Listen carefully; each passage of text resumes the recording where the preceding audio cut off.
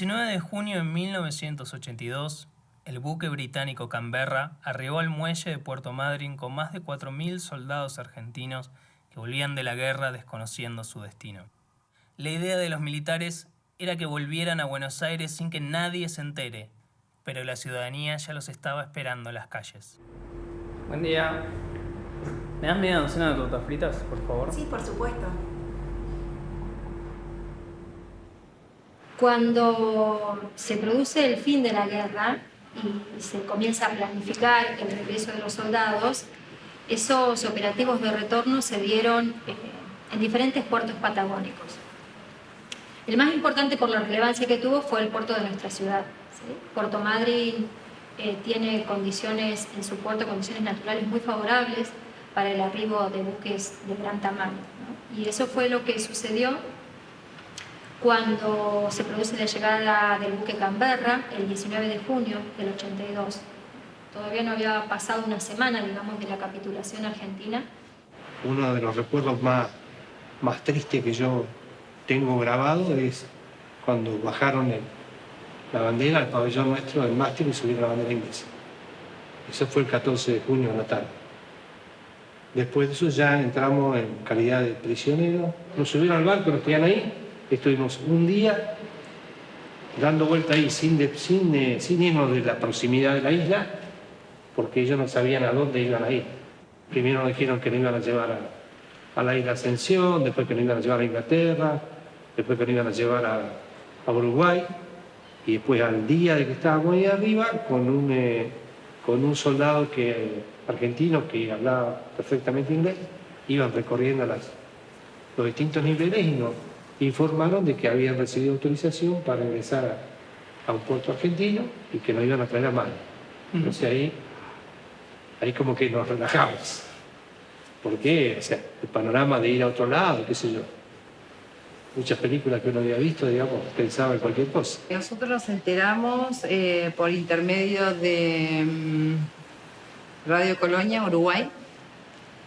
Teníamos una radio y escuchábamos, que era la que nos mantuvo toda la guerra informada y la verdad, porque acá no nos decían. Por eso supimos que bajaban acá en Madrid.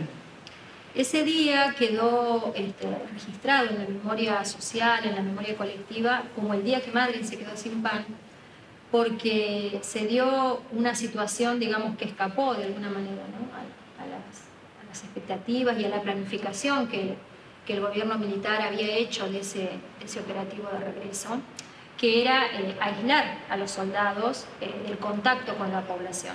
La gente estaba agolpada en las calles, digamos, en todo el trayecto que hicieron. Nosotros trajeron desde el muelle mineradero, el lugar, camiones volcadores, camiones de ejército, pero camiones abiertos.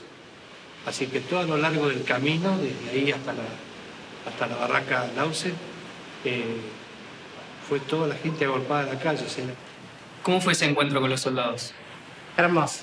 Fue muy lindo, muy genuino, espontáneo. Ellos venían muy tristes, muy avergonzados, con mucho temor, con hambre, sucios. Y bueno, la gente nos daba pan, porque habían escuchado, sabían, tenían conocimiento, digamos, de como que nosotros habíamos pasado hambre, así que nos daba pan. Y no sé, yo, por ejemplo, tiré la bolsa rancho, que era donde llevaba las cosas que la traían de la comida, tiré mi casco, qué sé yo, todo lo le daban ropa, o el birrete, o lo que fuere a la gente, y la gente nos daba pan a la pasada, o sea, y nos tocaba, nos abrazaba, éramos como que éramos ídolos en ese momento. ¿Efectivamente Madryn se quedó sin pan ese día? Sí, el literal, pero es una manera simbólica que se quedó sin pan, porque se quedó sin pan, sin torta frita, sin jamón, sin queso, sin mortadela. A medida que iban por la Irigoyen avanzando, que venían del muelle, o sea, todo el recorrido, la gente entraba en los negocios y compraba lo que pudiese, desde golosinas, cigarrillos, que abríamos los cigarrillos, y se los dábamos de a dos, de a uno, de a dos, a un, golosinas, turrones, o sea, ibas a un negocio súper chiquitito y le decías, quiero mortadela. Y bueno, la plata que tenía, comprabas mortadela, comprabas el pan, comprabas facturas, tortas fritas, sí, literal. Se quedó sin nada, madre. ¿Y de tu hermano? No, mi hermano no bajó acá. Era la búsqueda nuestra. Todos los conocidos buscando con un papelito el nombre, el apellido y el regimiento en el cual mi hermano estaba. Y te decían, regimiento 25 atrás, el regimiento 25 de infantería más atrás.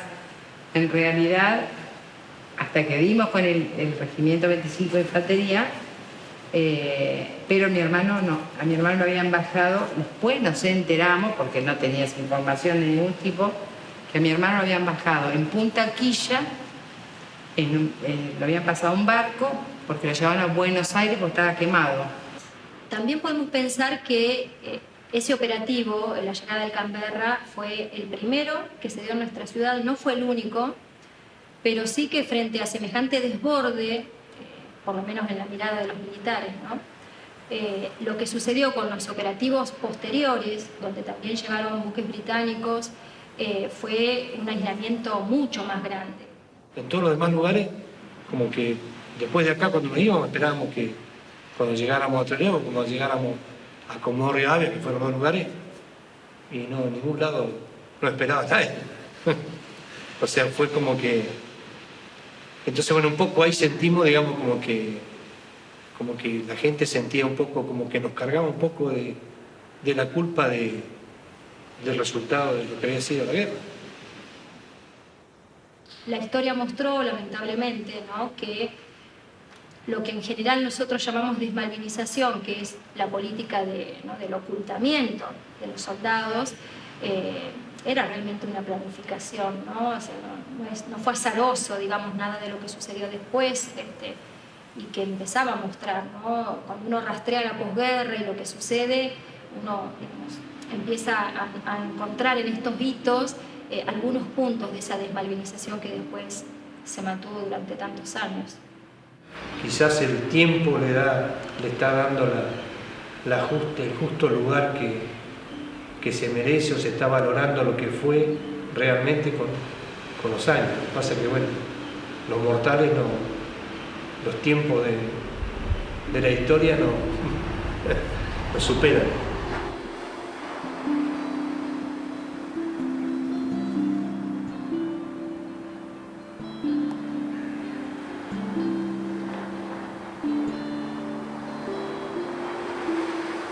La ciudad de Puerto Madryn fue la única que pudo expresar su gratitud a los soldados. El resto de las recepciones fueron en ámbitos militares y cerrados al público, haciéndolo llegar por la puerta de atrás. Luego del hambre, el frío y la improvisación de la guerra, los combatientes tuvieron que vivir la imposición de silencio y el aislamiento como política institucional por parte de las Fuerzas Armadas.